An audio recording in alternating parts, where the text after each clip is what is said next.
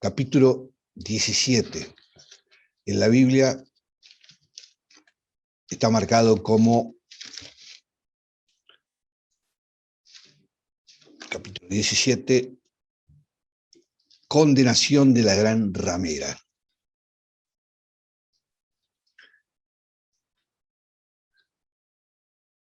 Qué título, ¿no? Vamos a empezar.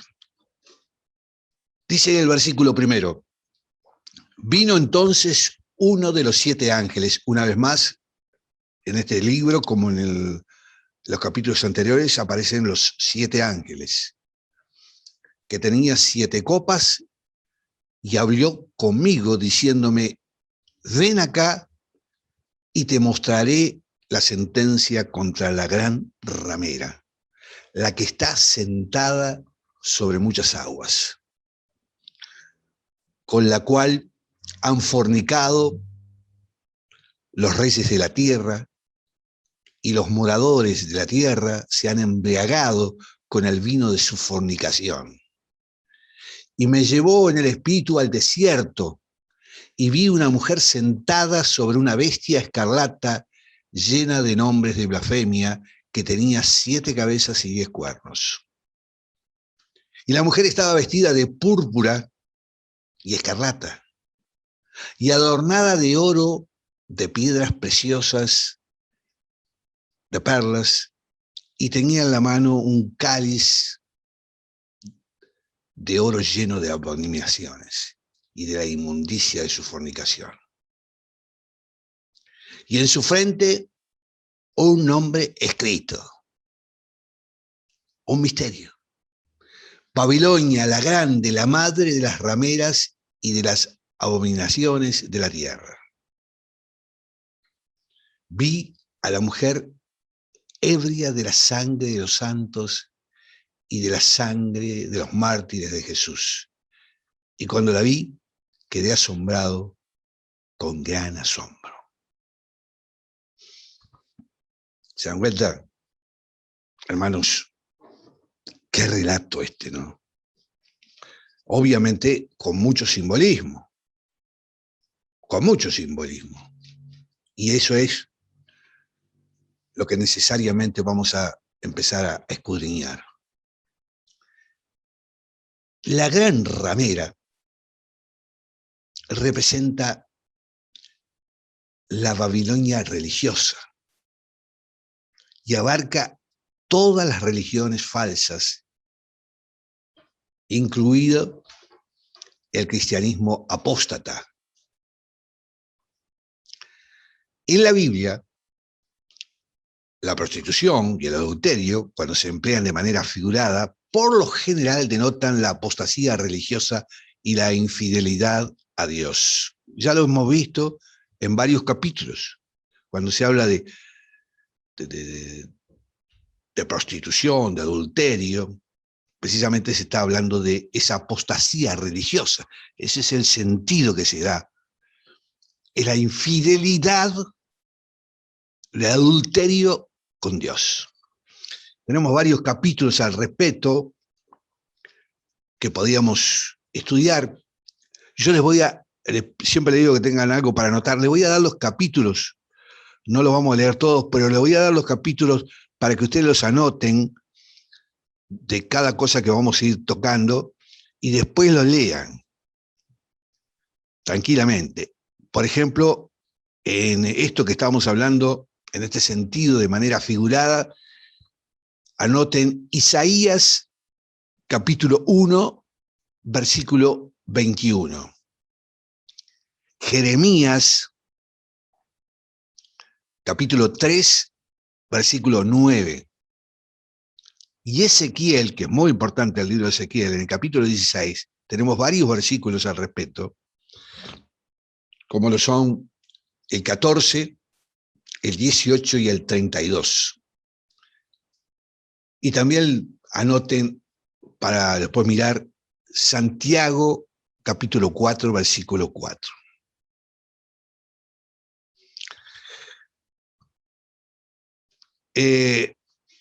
Aquí en la ramera que se habla está sometida a Satanás. La novia, como ustedes saben,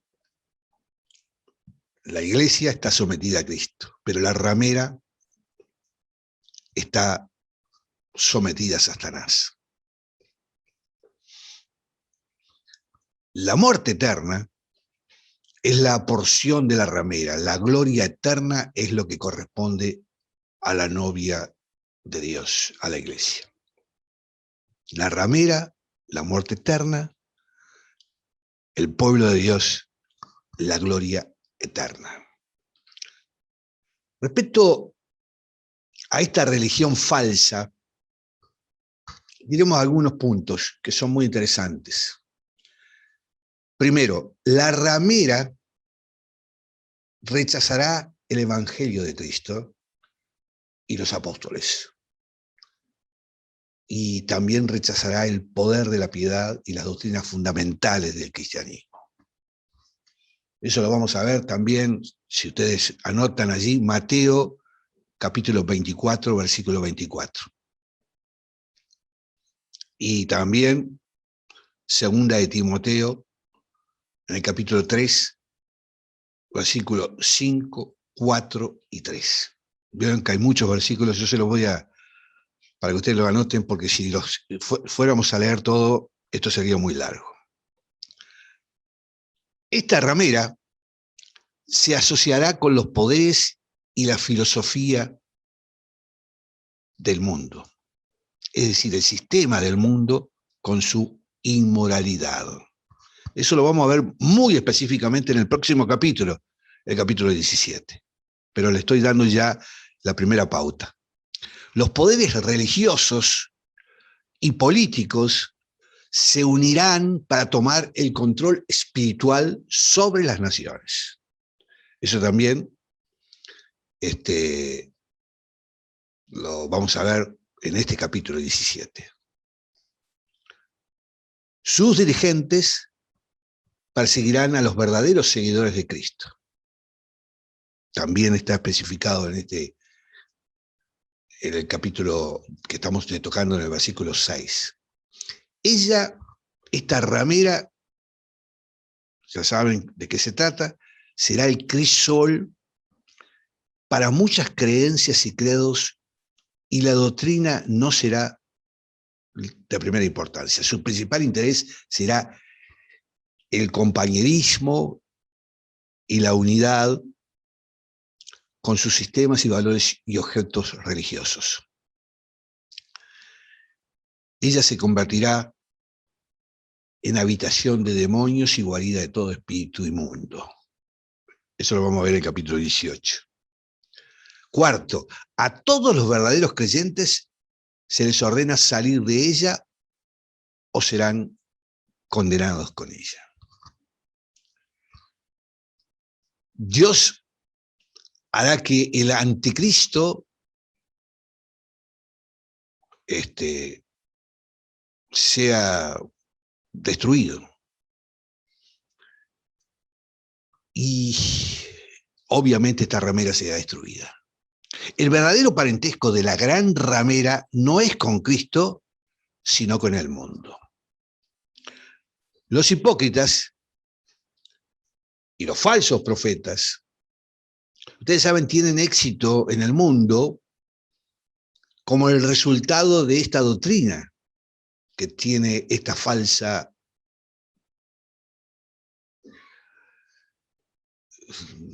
profeta, podríamos decir, esta ramera, porque es una doctrina que alienta a los mundanos a unirse a ella. Y los falsos sistemas religiosos permiten que sus adherentes también profesen que son de Dios, aunque al mismo tiempo cometen adulterio. Bueno, como una ramera, la iglesia apóstata vende su favor al mundo cuando se le presenta la oportunidad. Eso está clarísimo en el versículo 3 del capítulo 18 de Apocalipsis. La bestia escarlata sobre la cual está sentada esta ramera, que vimos en el versículo 3. Es el gobierno mundial o la Babilonia política la que apoya el poder espiritual del apóstata.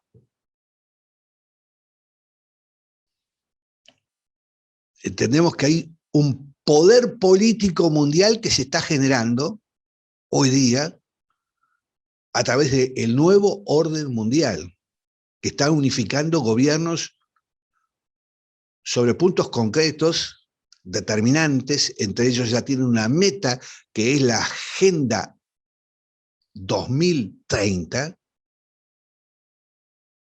de conformación de un gobierno mundial político. Y hay un apoyo espiritual, porque todo lo que se va a dar en estos últimos tiempos, como toda la vida, se da en plano mundano, el plano que nosotros conocemos, y en el plano espiritual. Fíjense lo que dice, allí estábamos leyendo, dice que la ramera tiene en su mano una copa de oro llena de abominaciones. Pero fíjense ustedes que es hermosa por fuera, lo cual revela la condición espiritual de la iglesia apóstata de los últimos días. Yo voy a ir, sí, a Mateo, esto lo voy a leer porque me parece muy importante. Vamos a buscar Mateo, versículo 23. Mateo, versículo 23. A ver, vamos a ver. Mateo, versículo 23. Acá.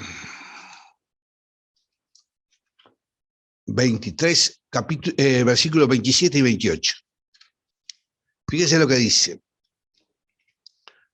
23, capítulo Mateo 27 y 28. Dice, ¡ay de vosotros, escribas y fariseos hipócritas, porque sois semejantes a sepulcros blanqueados, que por fuera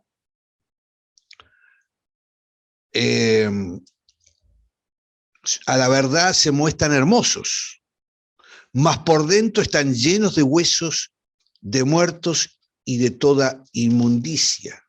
Y el 28 dice, así también vosotros por fuera a la verdad os mostráis justos a los hombres, pero por dentro están llenos de hipocresía e iniquidad. Esto decía Jesucristo, se lo decía a los fariseos. Y eso es lo que es la gran ramera hoy. Por eso tiene cosas que atrapan al mundo. Es decir, son un cristianismo pervertido que les asegura a sus miembros que pueden disfrutar de la inmoralidad y todavía además ser aceptados por Dios. Vamos a explicar un poquito esto. El origen del nombre Babilonia, que simboliza acá en este libro la falsa religión, la hechicería, la astrología y la rebelión contra Dios, lo podemos ver claramente allá en Génesis, capítulo 10, en los versículos 8 al 10. En Isaías también está especificado.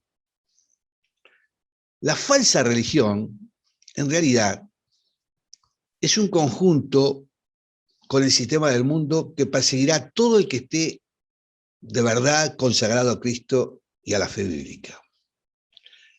Muchos eruditos sostienen que esta mujer, esta ramera, es la Iglesia Católica Romana. Hay muchos indicios para pensar de esta forma. Vamos a ver cuáles, por ejemplo. Si ustedes ya se imaginarían, ¿no? Y ahí veremos las diferencias entre la verdadera Iglesia de Cristo y lo que pretende ser una iglesia.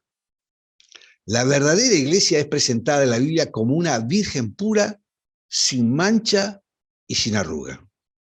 Es una virgen gloriosa que se prepara para el encuentro con el Rey de Reyes. Sin embargo, existe una iglesia impostora, una falsa iglesia, que no es la novia del Cordero, que no es la novia del Rey de Reyes. Es, en cambio, la prostituta, la gran ramera, que fornica con los reyes de la tierra. Qué diferencia, ¿no? Una es la novia del rey, la otra es la prostituta de los reyes. Mucha gente que practica una religión babilónica, una religión tradicional, costumbrista, va a descubrir a la luz de la Biblia que estuvo más que engañada y que va derechito para la condenación. Cuando se habla de Babilonia, como decíamos, ¿a qué se refiere la Biblia? Es un simbolismo, obviamente, la palabra Babilonia. En la Biblia el nombre Babilonia o Babel está relacionado íntimamente con varias cosas. La primera situación que aparece en la Biblia en relación con Babilonia o con Babel, que significa confusión, es sin duda alguna la edificación de la Torre de Babel. Ustedes saben que acá en Uruguay hay una radio que se llama Babel. Ah, no sabía. Es más, ¿saben que esa radio es del Estado? Y tiene ese nombre, Babel. ¿Qué les parece? Capaz que no sabían esto. El Estado le puso a una radio, no en este gobierno, sino en gobiernos anteriores, pero este gobierno lo ha dejado, a una radio Babel, que significa confusión, que está en la vida emparentada con prostitución. Le comento que en los días de un hombre llamado Nimrod, quien fue el primer poderoso de la tierra, este hombre sedujo a la humanidad, a la cual Dios les había dicho, llenar la tierra, sojuzgarla, o sea, la orden de Dios era poblar el mundo entero a lo ancho y a lo largo. Sin embargo, los hombres escogieron desobedecer a Dios. Nimrod sedujo a la humanidad para que todos se juntaran en un único lugar para construir una torre que llegara al cielo, desobedeciendo al mandato de Dios. Este hombre rebelde fue llamado en la escritura Nimrod, o Nimrod. Génesis 10:8. Dice Génesis capítulo 10, versículo 8. Cush engendró a Nimrod, quien llegó a ser el primer poderoso de la tierra. Y en el 9 dice, este fue vigoroso cazador delante de Jehová, por lo cual se dice, así como Nimrod, vigoroso cazador, en la propia Biblia aparece ese dicho, digamos, vigoroso cazador. Pero la Biblia dice en oposición a Dios. Vigoroso cazador en contra de Dios. En Génesis 11, versículo 2, dice, y aconteció que cuando salieron de oriente hallaron una llanura en la tierra de Sinar y se establecieron allí. Y se dijeron unos a otros, vamos, hagamos ladrillo, cosámosla con fuego, y le sirvió el ladrillo en lugar de piedra y el asfalto en lugar de mezcla. Y dijeron, versículo 4 de capítulo 11, vamos, edifiquemos una ciudad y una torre, cuya cúspide llega al cielo, y hagámosle un nombre por si fuéramos esparcidos sobre la faz de toda la tierra. Hacerse un nombre quiere decir hacerse un nombre, hacerse fama. Esta gente sabía perfectamente que estaba desobedeciendo a Dios, ya que esparcirse sobre la faz de la tierra era precisamente el mandato de Dios. En el versículo 5 del capítulo 11 dice, y descendió Jehová para ver la ciudad y la torre que edificaban los hijos de los hombres. Y en el 6 dice, y dijo Jehová, he aquí el pueblo es uno, y todos estos tienen un solo lenguaje, y han comenzado la obra, y nada les hará desistir ahora de lo que han pensado hacer. La humanidad, hermanos, en la época de Babel, tuvo una sola virtud, la unidad. El gran problema, lo más paradójico, es que esa unidad era contra Dios. Allí en el versículo 7 dice, ahora pues descendamos y confundamos allí su lengua para que ninguno entienda el habla de su compañero. La palabra Babel significa Dios confunde. La voluntad de Dios se ejecutó a la final, aunque el hombre se opuso. Esta situación de confusión, caos o anarquía religiosa que se produjo en los días de Nimrod y que abarcó el mundo entero, perjudicó a la humanidad y se convirtió prácticamente en la base de todas las religiones falsas del mundo. No solo se confundieron los idiomas, lo que ocurrió en la Torre de Babel. Así que en ese momento se originaron todos los idiomas del mundo. Antes de Babel, fíjense ustedes, existía un solo idioma. Había toda una unidad. A partir de ese momento surgieron los idiomas. También provocó la dispersión de la humanidad a lo largo y a lo ancho de toda la tierra. Finalmente, entonces, se cumplió, como siempre, lo que había ordenado Dios. Y además fue la cuna de todas las religiones falsas que hay en el mundo. Toda religión falsa, entonces, subrayen, tienen un origen babilónico. En la Torre de Babel, culto al creado y a lo que no creó Dios. La palabra Babilonia vuelve a aparecer otra vez en la Biblia cuando se habla de un imperio. Lo hemos visto esto, ¿no? Un imperio famoso que existió allá por el año 586 a.C. Este imperio babilónico, ustedes saben, fue comandado por el rey Nabucodonosor en la época del profeta Jeremías. Esta es la segunda vez que aparece la palabra Babilonia en la Biblia. Babilonia, el imperio que se desarrolló allí en la Mesopotamia, también estaba en la tierra donde se había edificado la Torre de Babel. No es casualidad. Bueno, la historia de Nabucodonosor, otro hombre poderoso, muy poderoso, rey, como Nimrod, está escrita en el libro del profeta Daniel. Y otra vez Daniel. Y es muy importante, ya lo hemos tocado en alguna ocasión, y ya hemos comentado en capítulos anteriores los sueños de Daniel, el sueño del rey Nabucodonosor. Así que obviamos esta parte. Vamos a la tercera vez que la palabra Babilonia aparece en la Biblia, y tiene que ver con el futuro. Y aparece en el libro de Apocalipsis. Y es utilizada para describir lo que será el imperio mundial del anticristo.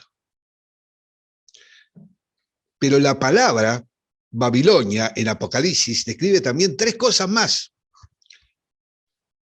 Primero, Babilonia es un nombre misterioso que le da la Biblia a Roma.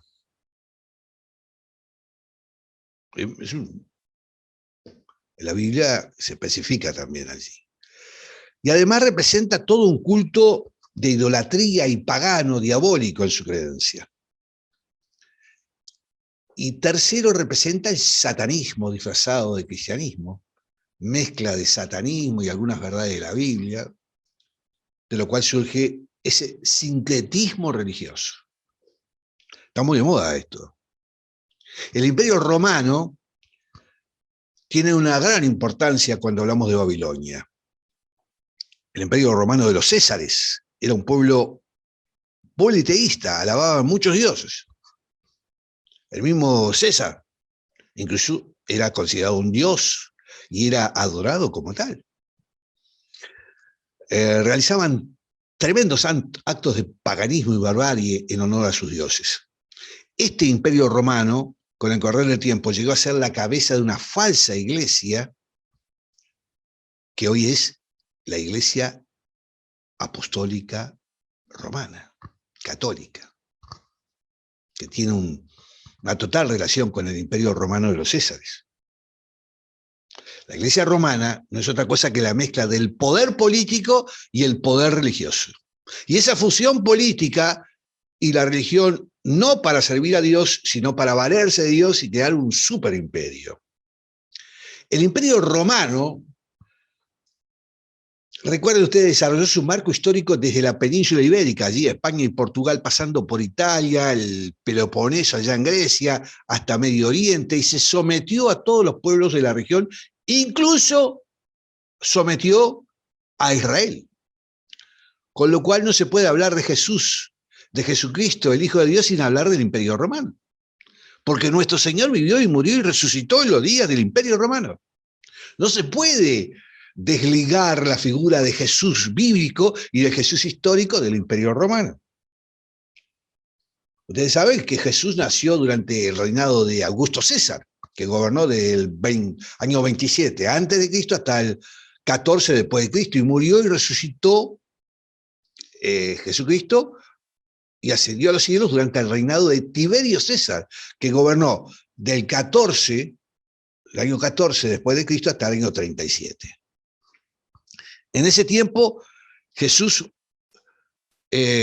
comienza lo que sería su iglesia. No hizo una religión. La iglesia no es, la iglesia de Cristo no es solo una organización, son las personas que viven para servir a Dios. Eso es lo que tenemos que entender claramente.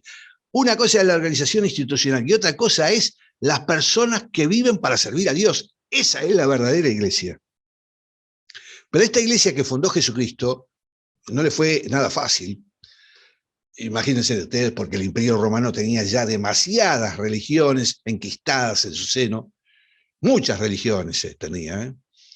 El romano, como decíamos, era un pueblo politeísta, adoraban muchos dioses, tenía muchas religiones, y lo último que le podía pasar al Imperio Romano era que surja una nueva religión, lo cual podía convertirse en auténtica amenaza.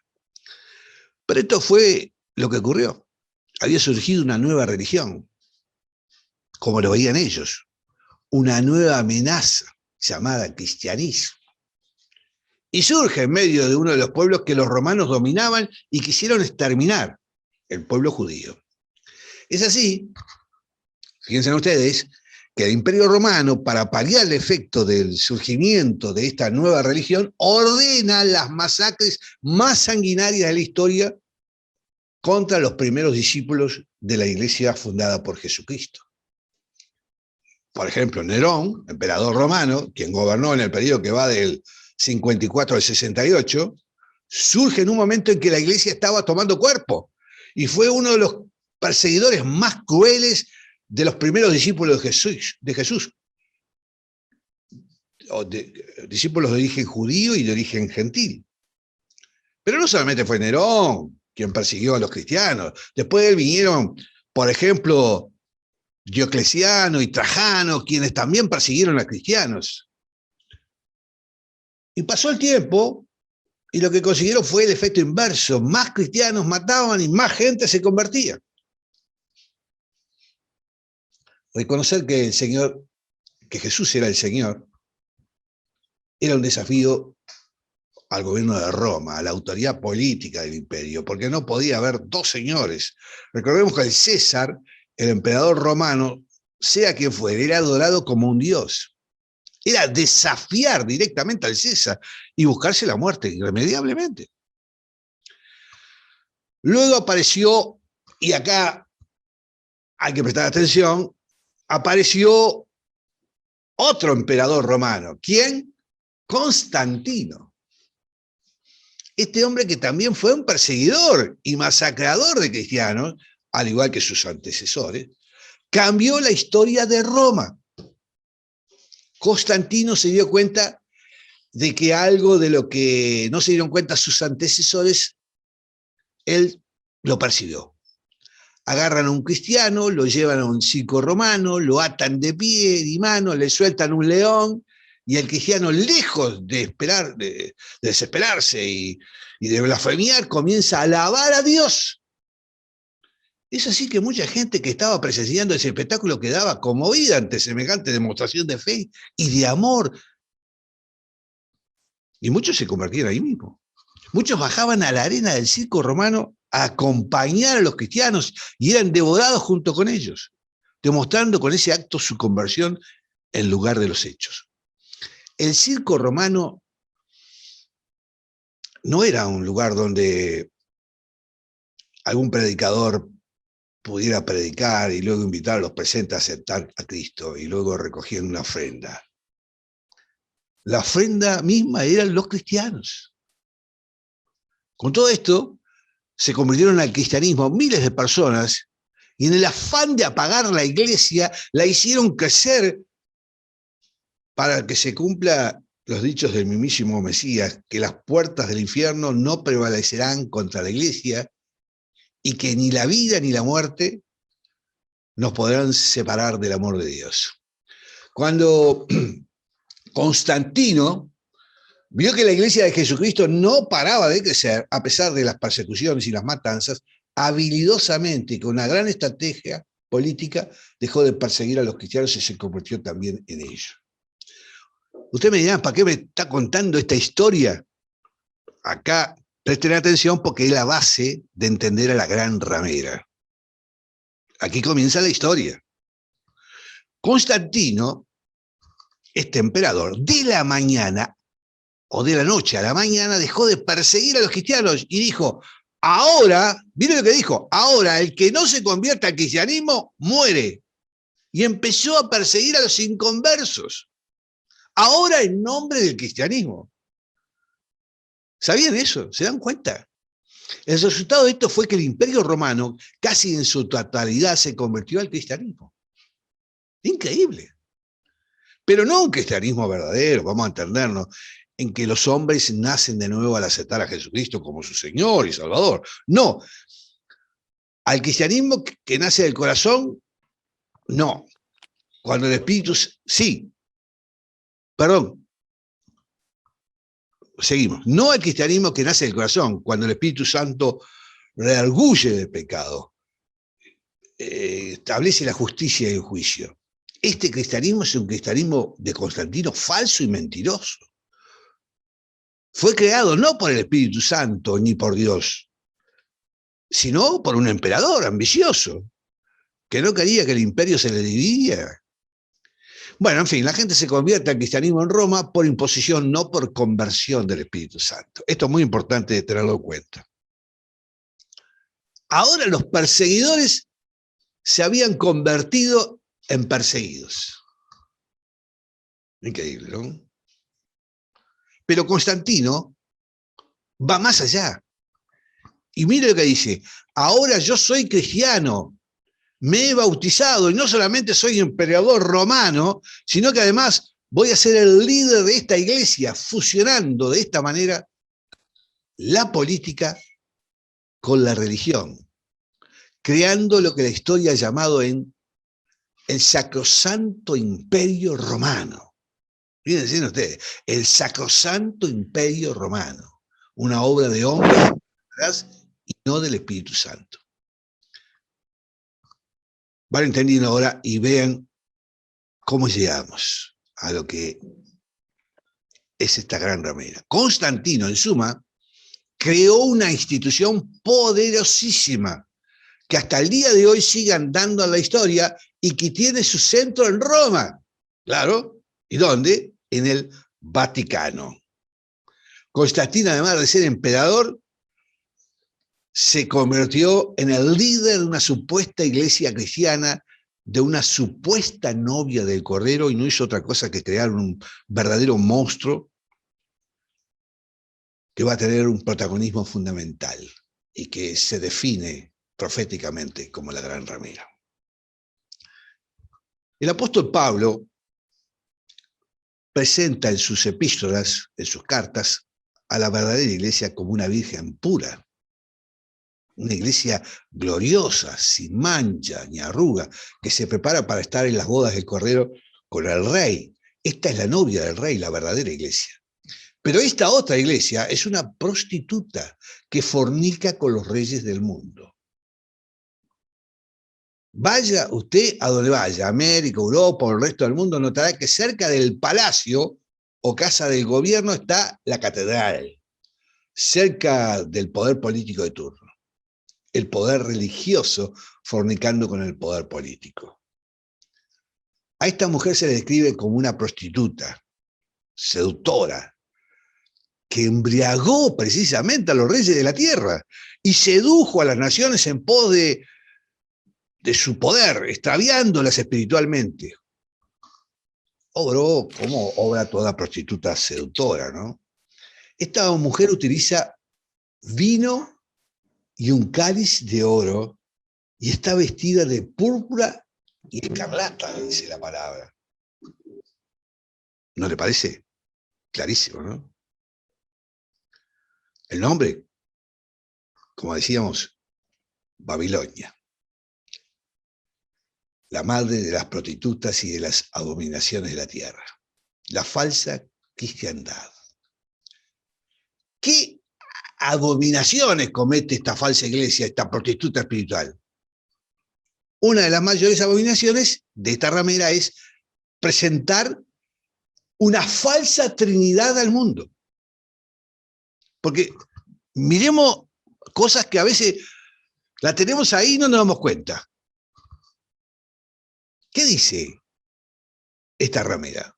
A su líder le llama papa. Palabra que viene del arameo, que significa Abba, que significa padre, y se refiere, y solo está reservada a Dios.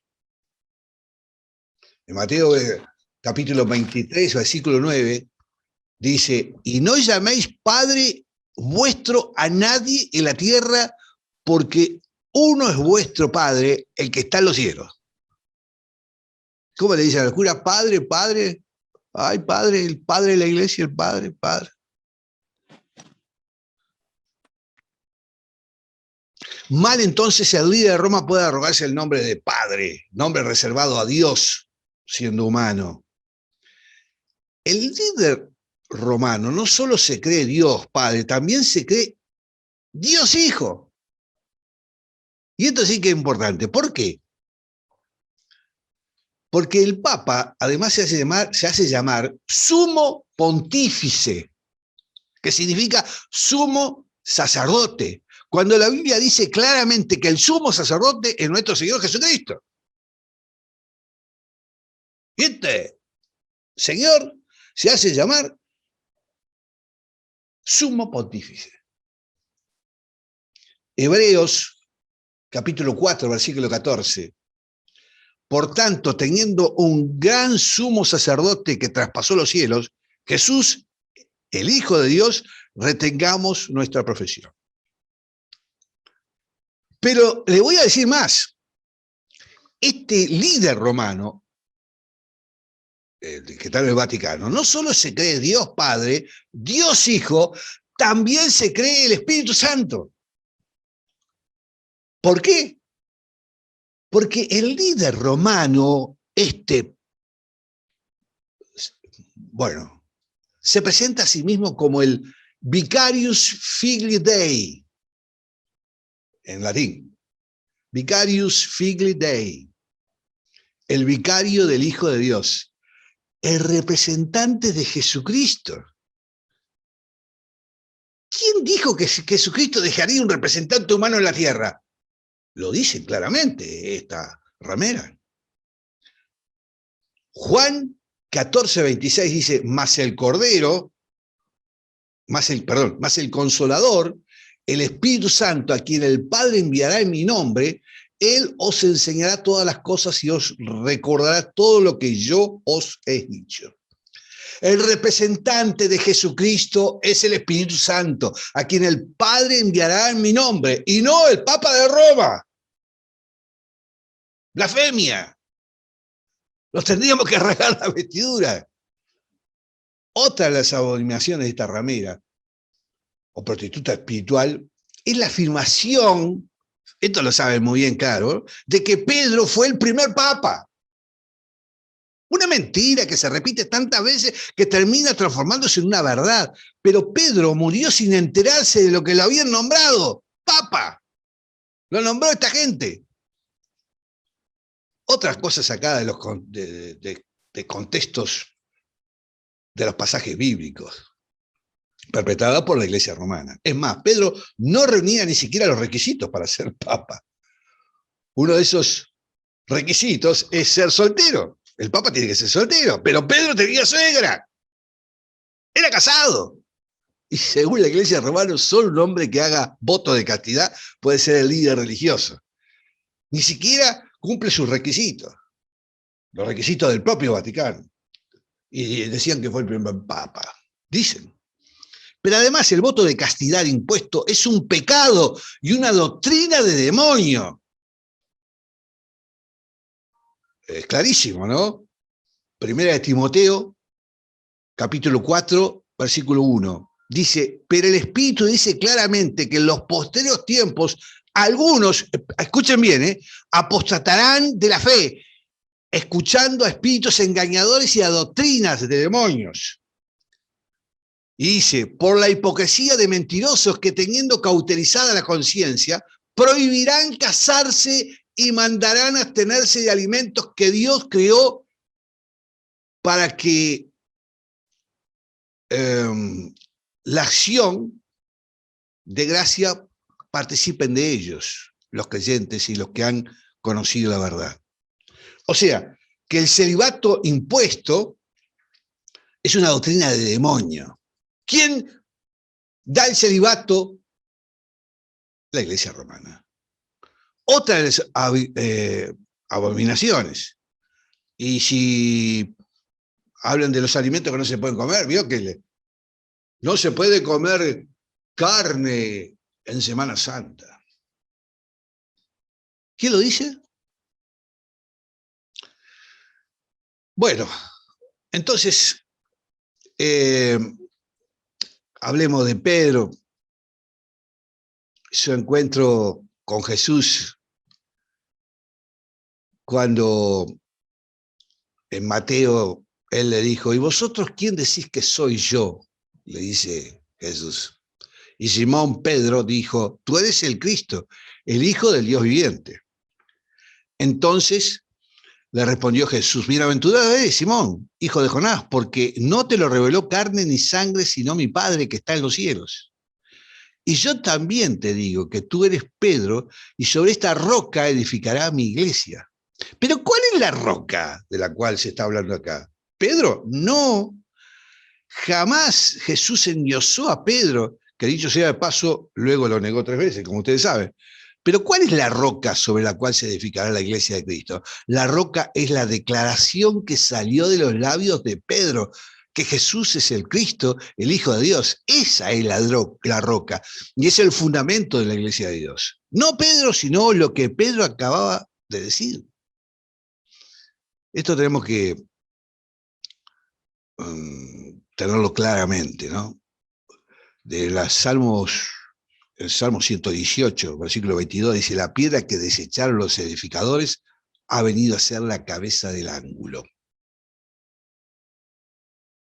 Entonces, en Isaías dice, él será por santuario a las 2 casas de Israel, por piedra para tropezar y por tropezadero para caer, y por lazo y por red al morador de Jerusalén.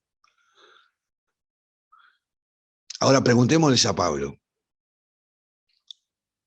En Corintios capítulo 10, versículo 4, dice, y todos vivieron la misma bebida espiritual, porque bebían de la roca espiritual que los seguía. Y la roca, ¿qué dice? ¿Qué dice? La roca era Cristo. Primera de Corintios, capítulo 10, versículo 4. Esta iglesia romana, esta ramera, no solamente está vestida de púrpura escarlata, utiliza un cáliz de oro con vino, está llena de oro y perlas preciosas, es una ciudad sentada sobre 7 montes. Ya veremos qué significa esto según Apocalipsis, que estamos estudiando, versículo 9 del capítulo 17. Y además tergiversa alevosamente muchísimos pasajes bíblicos. Es como decíamos, la madre de todas las rameras, porque es la madre de todas las creencias cristianas falsas. En fin, podríamos tener muchos ejemplos.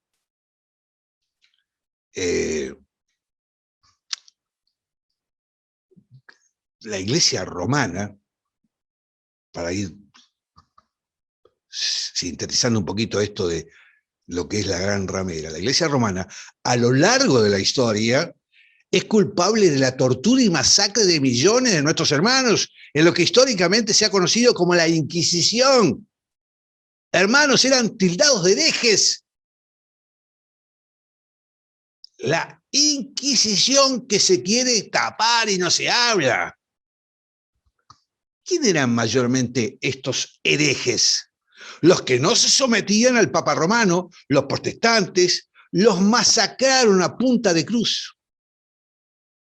Y no podemos olvidarnos tampoco de las famosas cruzadas. ¿Se acuerdan? Epopeya sangrienta llevada a cabo por los caballeros cruzados, una caballería militar laica que fue una institución ideada por la intelectualidad de esta iglesia romana con el objetivo aparente de ir a buscar el santo sepulcro para apresurar la venida del reino de Dios, pero con el verdadero objetivo de invadir Medio Oriente, matando, saqueando, violando, mutilando, todo a su paso. Formaron parte de estas cruzadas no solo los anteriormente mencionados caballeros militares laicos, sino también la peor lacra de la sociedad de ese momento. Violadores, asesinos, ladrones, piratas, mercenarios, prostitutas, clérigos caídos, en fin. Y esta es la sangre derramada que le será demandada a esta ramera cuando sobrevenga su destrucción. Vamos a tomar un poquito de agua. Apocalipsis, versículo 6, capítulo 17 estamos, ¿no? Dice, vi a la mujer ebria de la sangre de los santos y de la sangre de los mártires de Jesús, y cuando la vi, quedé asombrado con gran asombro. Quedé asombrado con gran asombro, fíjense ustedes. Este pasaje bíblico dice que la mujer estaba ebria de la sangre de los santos. No dice que estuviera manchada de la sangre de los santos. Esta mujer no se manchó de la sangre, se la bebió. Le dio vino, o sea, vino de su fornicación a las naciones, a los reyes de la tierra, para que estos a su vez mataran. Estos son los que sí están manchados de sangre, pero esta ramera se la bebió. Hermanos, les dije que este era un capítulo bastante profundo que había que analizar. Y recién estamos en el versículo 6. Al concluir los juicios de las copas de ira, ¿se acuerdan? Lo vimos. Llegamos al final de la gran tribulación. Pero vamos a conocer algunos de los detalles de la destrucción de Babilonia. ¿Recuerdan ustedes el versículo 19 del capítulo anterior? Lo hicimos el jueves pasado. Dice, y la gran Babilonia vino en memoria delante de Dios para darle el cáliz de vino del ardor de su ira. Y en los capítulos 17 y 18 nos dan ese detalle golpe por golpe, casi desde el inicio del tiempo. La historia del hombre sobre la tierra ha sido la historia de dos ciudades. Babilonia, la ciudad del hombre, y ¿cuál es la otra ciudad? Jerusalén, la ciudad de Dios. Entonces no hay ninguna coincidencia de que en los días finales de la era del hombre veamos la batalla que involucra a esas dos ciudades. Existen tres facetas del sistema mundial. Lo hemos explicado varias veces, lo vamos a reiterar. Este sistema mundial babilónico, la cual han esclavizado a la humanidad en todas las épocas. Son tres. La religión, la faceta comercial y económica y la gubernamental. Veamos entonces primero con la religiosa, la cual es caracterizada por la mujer. Una mujer, dice, identificada como un misterio, Babilonia, la madre de las rameras, que está montada sobre una bestia. El jinete siempre controla al animal, Y la tercera mención de 7 cabezas y 10 cuernos indica que es la misma bestia que salió del mar en Apocalipsis 13, ¿se acuerdan? La cual recibe el poder de Satanás, el dragón. Esto nos indica que el anticristo inicialmente obtendrá su poder por medio de su asociación con la religión. El anticristo será el poder político y el falso profeta será la religión. Y ahí tenemos a la gran ramera. La mujer sigue siendo el jinete. Al principio será el socio dominante, pero como Apocalipsis 17, 16 nos dice, el anticristo y sus socios realmente van a odiar a la mujer y actuando bajo las órdenes de Dios la destruirán. De eso vamos a hablar mucho más adelante. Lo dejamos ahí en suspenso. Habiendo luchado durante la mayor parte del siglo pasado para despojarse de su relación con el único y verdadero Dios, el hombre, en su mayoría, abrazará esta religión falsa. Hablando acerca del anticristo y su religión falsa, Jesús dijo, Juan capítulo 5, versículo 43. Mira lo que dijo Jesús. Yo he venido en nombre de mi Padre y ustedes no me reciben. Si otro viniera en su propio nombre, a él se recibirán. A esta mujer se le llama un misterio Babilonia, porque ella no es Babilonia, como pronto lo veremos, pero la religión babilonia es literalmente la madre de todos los cultos y mitología que se han formado en oposición al Evangelio. Brevemente, en tiempo de Génesis 10, cuando el personaje que habíamos hablado, Nimrod, fundó Babilonia, su esposa, Semiramis, sembró las primeras semillas de la falsa religión, al haber afirmado que su hijo Tamuz era el hijo sobrenatural del dios Sol, falsificando primariamente la promesa dada por Dios en el jardín de Edén, de que la simiente de la mujer redimiría a la humanidad. Según la tradición, cuando Tamuz murió en un accidente de cacería, ella entró en un periodo de duelo de 40 días. Y cerca del final de este tiempo, ella quemó un leño, entre comillas, Yulé, que en el idioma babilónico significa niño, conforme al sol, lentamente que se ocultaba, o sea, que moría. Después de la noche más larga del año, el solsticio de invierno, Tamuz volvió a la vida, siendo esta la primera resurrección falsa del mundo. Bueno, eso según la tradición, en señal del regocijo, ella decoró un árbol siempre verde, el árbol de Navidad, que es un símbolo de vida, y sirvió de pastelitos con las iniciales de su hijo para conmemorar el evento. Esto simplemente lo comento a manera de anécdota. Ella conmemoró los 40 días de duelo, que ahora le llamamos Cuaresma,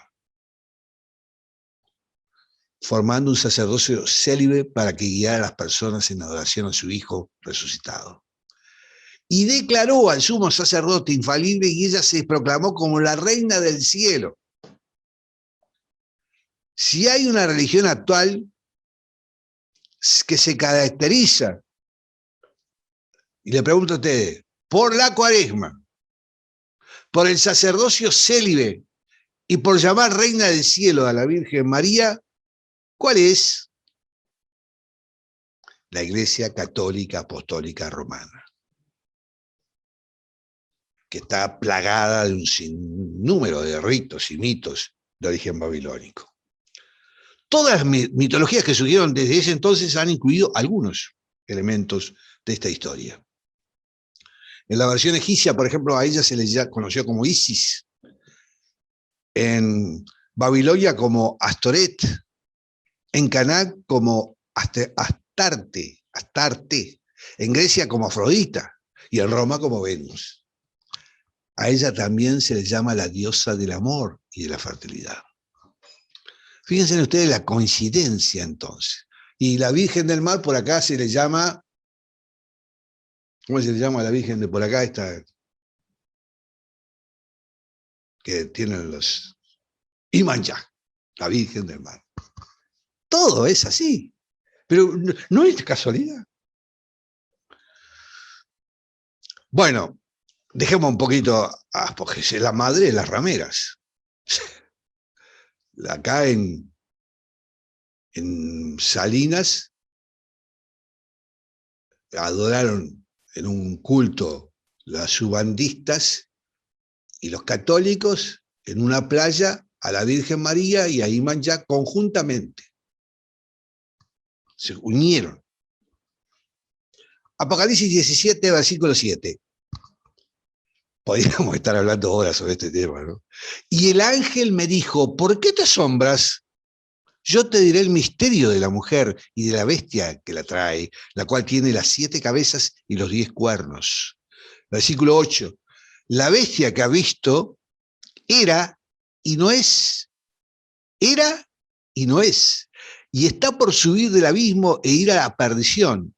Y los moradores de la tierra, aquellos cuyo nombre no están escritos desde la fundación del mundo en el libro de la vida, se asombrarán viendo la bestia que era y no es y será.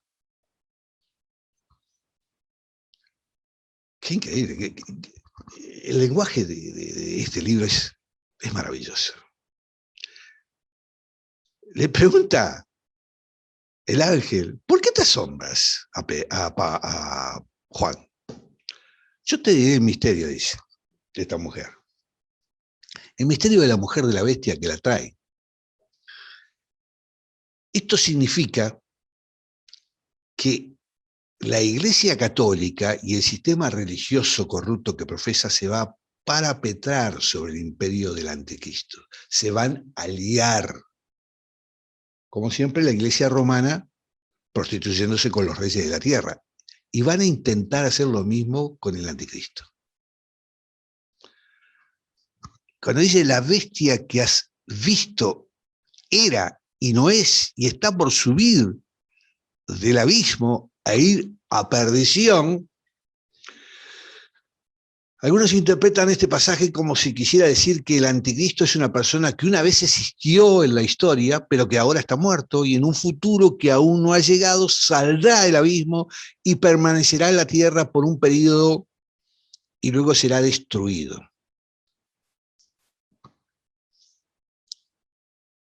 Acá aparece algo que lo hemos hablado y hoy es el momento de plantearlo. ¿Cuántas veces me han escuchado y he leído el pasaje del capítulo 24 de Mateo, versículo 15? La abominación desoladora de la que habló el profeta Daniel, que mencionó Jesucristo en Mateo, en versículo 15 del capítulo 24. Se refiere obviamente al anticristo de los últimos tiempos. Pero la abominación desoladora de la que habló el profeta Daniel también se aplica a un personaje histórico de la antigüedad, quien profanó el segundo templo de Jerusalén. En el libro de Daniel, vio que tenemos hoy muchas citas tenemos que tocar.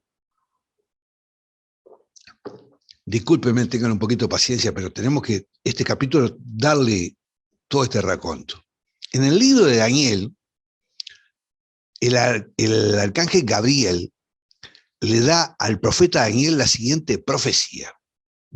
Capítulo 8, versículo 3 del libro de Daniel. Capítulo 8, versículo 3. Dice, alcé los ojos y miré, y he aquí un carnero que estaba delante del río y tenía 2 cuernos, y aunque los cuernos eran altos, uno era más alto que el otro, y el más alto creció después. Versículo 4. Vi que el carnero hería con los cuernos al poniente, al norte y al sur, y que ninguna bestia podía parar delante de él, ni había quien escapase de su poder, y hacía conforme a su voluntad y se engrandecía. Todo esto es un simbolismo muy grande, ¿no? Mientras yo consideraba esto, he aquí un macho cabrío, dice Daniel, venía del lado del poniente sobre la faz de toda la tierra, sin tocar tierra, y aquel macho cabrío tenía un cuerno notable entre sus ojos. 8, capítulo 6. Mejor dicho, capítulo 8, versículo 6. Y vino hasta el carnero de 2 cuernos que yo había visto en la ribera del río y corrió contra él con la furia de su fuerza. Y lo vi que llegó junto al carnero y se levantó contra él y lo hirió y le quebró sus 2 cuernos.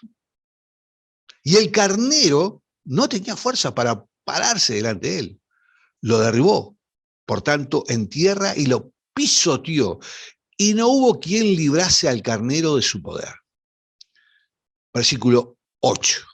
Y el macho cabrío se engrandeció de sobremanera, pero estando en su mayor fuerza, aquel gran cuerno fue quebrado, y en su lugar salieron 4 cuernos notables, hacia los 4 vientos, que creció mucho al sur y al oriente, y hacia la tierra gloriosa. Luego el arcángel Gabriel le da a Daniel la interpretación de esta visión profética, porque esta es una visión profética, simbólica. Y Daniel, en el versículo 16 del capítulo 8 dice, y una voz de hombre entre las riberas del Lai que gritó y dijo, Gabriel, enseña a este la visión. Y en el 17 dice, vino luego cerca de donde yo estaba, y con su venida me asombré y me postré sobre mi rostro. Pero él me dijo, entiende, hijo de hombre, porque la visión es para el tiempo del fin. ¿Qué le dice Gabriel a Daniel, el arcángel Gabriel? Esta visión que la relatamos es para el tiempo del fin. Y Daniel dice, mientras él hablaba conmigo, caí dormido en tierra sobre mi rostro y él me tocó y me hizo estar en pie. Y dijo, he aquí, yo te enseñaré lo que ha de venir al fin de la ira, porque eso es para el tiempo del fin. Capítulo 8, versículo 20. En cuanto al carnero que viste, que tenía 2 cuernos, estos son los reyes de Media y de Persia. Versículo 21. El macho cabrío es el rey de Grecia, y el cuerno grande que tenía entre sus ojos es el rey primero. Versículo 22. Y cuando el cuerno que fue quebrado, y sucedieron 4 en su lugar, significa que 4 reinos se levantarán de esa nación, aunque no con la fuerza de él. Y el fin del reinado de estos, cuando los transgresores lleguen al colmo, se levantará un rey altivo de rostro y entendido en enigmas. La profecía habla de un carnero que tenía 2 cuernos. Estos son los reyes de Media y de Persia, le dice Gabriel a Daniel.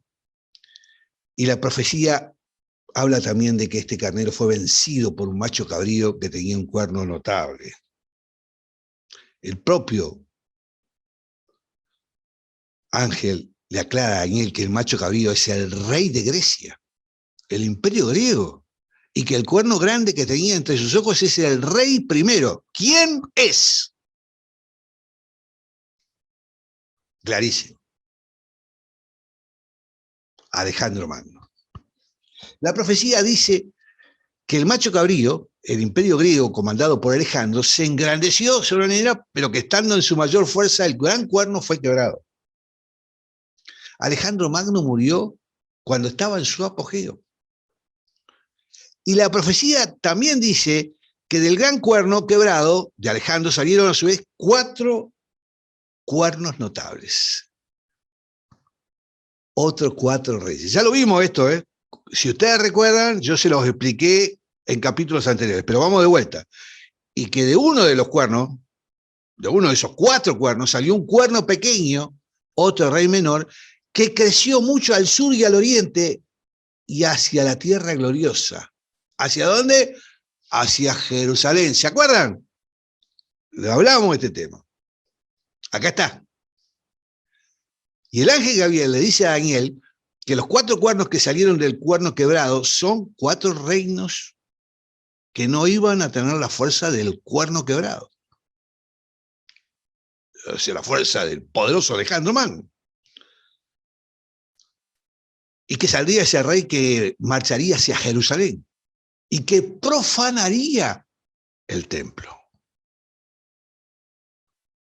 El profeta Daniel, que vivió durante el apogeo del imperio babilónico, al mando de Nabucodonosor, que a su vez fue sucedido por su hijo Belsasar, y que vio también la caída y dominación del imperio babilónico a mano del imperio medo-persa, no vio, sin embargo, el cumplimiento de esta profecía, obviamente. La caída, a su vez, del imperio medo-persa a manos del imperio griego, comandado por Alejandro, y la profanación del templo de Jerusalén por un rey descendiente de uno de los 4 reyes que sucedieron a Alejandro tras su muerte. Ustedes saben que hay un libro de los Macabeos, que no es un libro apócrifo, pero ahí está contada la historia de todo esto. Los Macabeos fueron una familia numerosa judía que tomaron armas contra los griegos, y ellos ganaron muchos adeptos. De ahí surgieron, ¿quiénes? Surgieron los celotes, que representaron la resistencia armada durante la época de la dominación romana. Barrabás era un celote. Por lo menos algunos dicen, ¿no? El imperio griego fue enfrentado por una minoría judía, que eran los macabeos. ¿Y qué ocurrió tras la muerte de Alejandro Magno con los 4 generales que tomaron el reino? ¿Se acuerdan los nombres? Lisimaco, Seleuco, Ptolomeo y Casandro. Uno gobernó Siria, otro Egipto, otro Arabia y otro Israel. En Siria creo que estaba Seleuco, quien fundó la dinastía llamada Seleucida. Salió Antíoco o Epifanio V, que profanó el templo de Israel. Tremendo, era Epifano o Antíoco. Era tremendo. Y profanó el templo de Israel, levantando una imagen de Zeus dentro del mismo y sacrificando un cerdo en el altar. Esta es la abominación desoladora de la que habló el profeta Daniel, que se va a reiterar en los próximos tiempos nuestros. Esto sucedió allá en el año 67 a.C. Organizó una expedición contra Jerusalén, la cual la saqueó. Y según ese libro de los Macabeos, promulgó varias ordenanzas de tipo religioso. Bueno, no me quiero detener mucho en esto, simplemente le hago la mención de... Hay toda una historia al respecto de esto. Vamos a soslayarla porque nos daría para mucho. Estaba muy emparentada con una fiesta judía que se llama Hanukkah, como se conoce como la fiesta de las luces o la dedicación, que recuerda la gesta de los macabeos. Ahí aparece un candelabro de 9 velas. Bueno, está toda una historia. Lo voy a dejar porque si no, no nos va a dar tiempo. En Jerusalén se celebra la fiesta de dedicación. Se celebraba también en el tiempo de Jesús, en invierno. En Juan, capítulo 10, dice, se celebra en Jerusalén la fiesta de la dedicación, era invierno, y Jesús andaba en el templo por el pórtico de Salomón. Y en el 24 dice, y le rodearon los judíos y le dijeron, ¿hasta cuándo nos turbarás el alma? Si tú eres el Cristo, dínoslos abiertamente. Y Jesús le respondió, os lo he dicho y no creéis. Bueno, ahí está esa fiesta, que se celebra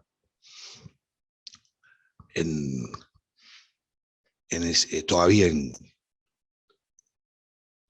Israel. Bueno, los moradores de la tierra entonces se asombrarán al ver la bestia, porque ella era, ya no es y va a venir. La palabra griega traducida asombrarán significa maravillarse o admirarse. Algunas personas creen que la frase era y no es, está para subir. Significa que el anticristo será una figura del pasado y alguien que ha vivido antes del tiempo de Juan y que estaba muerto cuando Juan escribió el libro de Apocalipsis, pero que va a regresar al final de la era como el anticristo. Bueno, hay muchos candidatos, pero eso es una visión que se tiene. Algunos dicen que Nerón, este famoso Epifanes, personaje tremendo, ¿no? Pero son visiones que se tienen.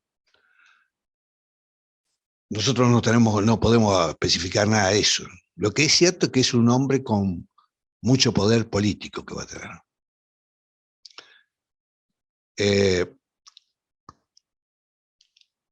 También se le llama el hijo de perdición. Recordemos que Jesús le llamó a Judas el hijo de perdición, que es el mismo título con que Pablo se refiere al anticristo en 2 de Tesalonicenses, capítulo 2, versículo 3. En Juan 17 dice, cuando estaba con ellos en el mundo, yo los guardaba en tu nombre, a los que me diste y yo los guardé, y ninguno de ellos se perdió, sino el hijo de perdición, para que la escritura se cumpliese. En fin. Lo cierto es que es el anticristo. Personaje apoyado y levantado por Satanás. Veamos el versículo 9, capítulo 17 que estamos tocando. Dice, esto, fíjense ustedes, dice, esto para la mente que tenga sabiduría. Las 7 cabezas son 7 montes sobre los cuales se sienta la mujer. Yo siempre me pregunté esto. ¿Cuál es la sabiduría? ¿Cuáles son los montes? ¿Cuáles son los 7 reyes? Es pregunta, ¿no? Dice, esto para que la mente que tenga sabiduría. 7 montes sobre los cuales se sienta la mujer. 7 reyes. 5 de ellos han caído. Uno es y el otro no ha venido. Y cuando venga es necesario que dure breve tiempo. En el versículo 11 dice, la bestia que era y no es también el 8º y es de entre los 7 y va a la perdición. Bueno, algunos creen que los 7 reyes representan 7 reinos seculares históricos del mundo. Los 5 reinos caídos probablemente sean Egipto, Asiria, Babilonia, Medo-Persia y Grecia.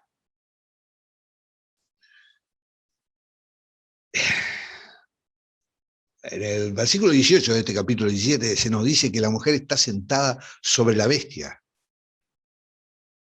la gran ciudad que reina sobre los reyes de la tierra. ¿Cuál es esa ciudad? Hoy, ¿dónde está la gran ramera? El Vaticano, que influye espiritualmente en gran parte del mundo y la arrastra a la idolatría. La Iglesia romana gobierna sobre las naciones. Todo presidente, ni bien asume, tiene que ir al Vaticano a postrarse delante del Papa y besarle el anillo. Han ido de izquierda a derecha, comunistas, fascistas, todos van y le besan el anillo. Entonces, si buscamos la sabiduría para entender lo que sigue, como dice el versículo, para la mente que tenga sabiduría, esta mujer ciudad se sienta sobre 7 montes o colinas. A ver, Palatino, Capitolino, Quirinal, Viminal, Esquilino, Coeliano y Aventino. ¿Qué ciudad se encuentra rodeada de 7 montes o colinas? Roma. Es más, su primer nombre en la historia fue Septimontum, que en latín significa las 7 colinas o los 7 montes.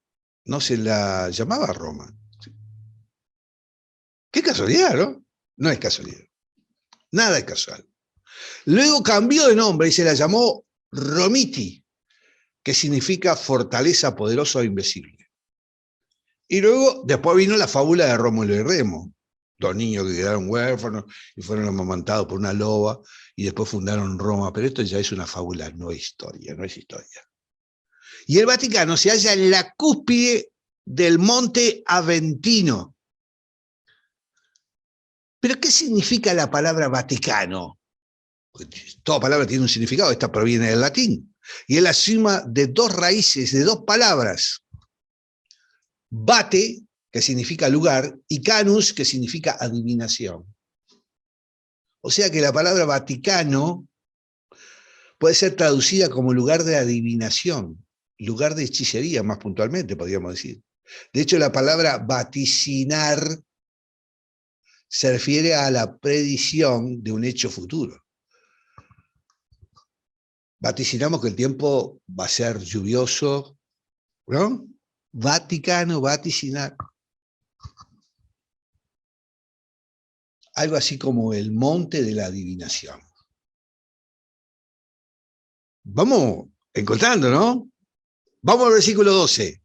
Dice, y los 10 cuernos que has visto son 10 reyes que aún no han recibido reino, pero por una hora recibirán autoridad como reyes juntamente con la bestia.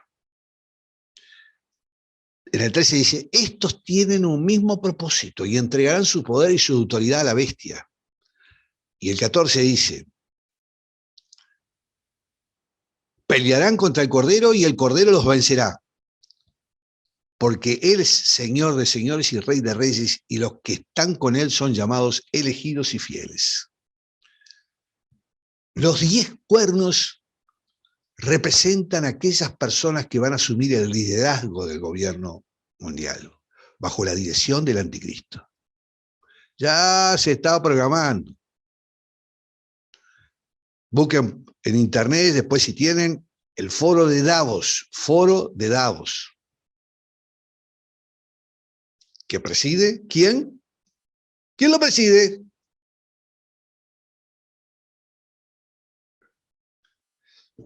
El hombre del Vaticano.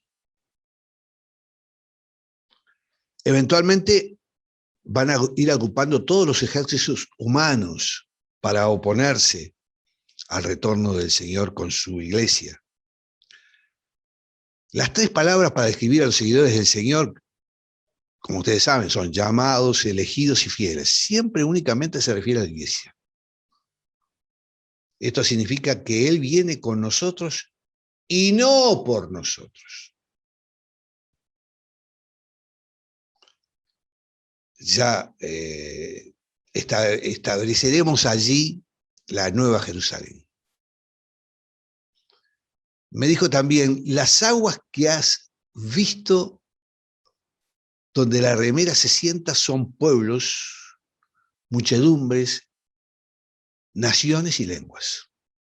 Y los 10 cuernos que viste en la bestia, estos aborrecerán a la ramera y la dejarán desolada y desnuda y se devorarán sus carnes y la quemarán con fuego. Versículo 17, porque Dios ha puesto en sus corazones el ejecutar lo que Él quiso, ponerse de acuerdo y dar su reino a la bestia hasta que se cumplan las palabras de Dios. Versículo 18, y la mujer que has visto es la gran ciudad que reina sobre los reyes de la tierra. La ramera sentada en las aguas indica que habrá un sistema religioso ecuménico. ¿Qué significa? Ecuménico. todas las religiones se van a unificar. Ya ha comenzado esto. Hay hasta iglesias evangélicas que pertenecen a esa organización ecuménica religiosa, que será universal y apóstata en la primera parte de la tribulación. A este sistema lo va a reemplazar la religión del anticristo cuando él gane el poder político. Se instaure en el templo y se haga aclamar Dios. Vayamos a 2 de Tesalonicenses, capítulo 2, versículos 3 y 4. En algún momento, durante el gobierno del anticristo, la ramera será odiada por el anticristo y sus partidarios, y ellos la destruirán totalmente junto con sus instituciones. Este es el juicio de Dios contra el sistema religioso mundial que rechazó la verdad de Dios en Cristo. Esto va a ocurrir a mitad de la tribulación, que son 7 años, cuando la bestia, el anticristo, afirme que es Dios y exija que todos lo adoren. En el versículo 15, fíjense ustedes, dice: me dijo también, las aguas que has visto donde la ramera se sienta son pueblos, muchedumbres, naciones y lenguas. O sea, esta falsa iglesia, este sistema religioso corrupto influye sobre multitudes de naciones. ¿Es así? Es la que influye. En el 18 dice: y la mujer que has visto es la gran ciudad que reina sobre los reyes de la tierra. Esta es el Vaticano, que influye espiritualmente en la gran parte del mundo, que está programando la Agenda 2030, que está en el foro de Davos y la arrastra al mundo a la idolatría. En fin, esta es la destrucción, como decíamos, que se va a efectuar por parte del mismo anticristo, de la Babilonia religiosa. A pesar de que el anticristo subió al poder por medio de la influencia de la religión babilónica.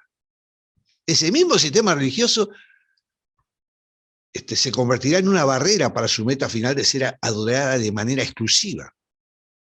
En Tesalonicenses 2 dice que él se levanta contra todo lo que se llama Dios o es objetivo de culto. Y así tanto él como sus cortes se volverán en contra de Babilonia religiosa para destruirla. Observen que Dios es quien los pone en esta situación. Dice además de una hora. Es la duración de la gran tribulación. La bestia y sus reyes tienen el poder sobre la tierra para destruir a la mujer, que fue la que hizo posible que tuviese el poder, cumpliendo así el propósito de Dios, de destruir la falsa religión que le ha hecho tanto daño. Y bueno, lo que sigue es lo que vamos a tener en la segunda parte de la gran tribulación, que lo vamos a estudiar en los próximos capítulos. Yo les pido que den un repaso a todo esto.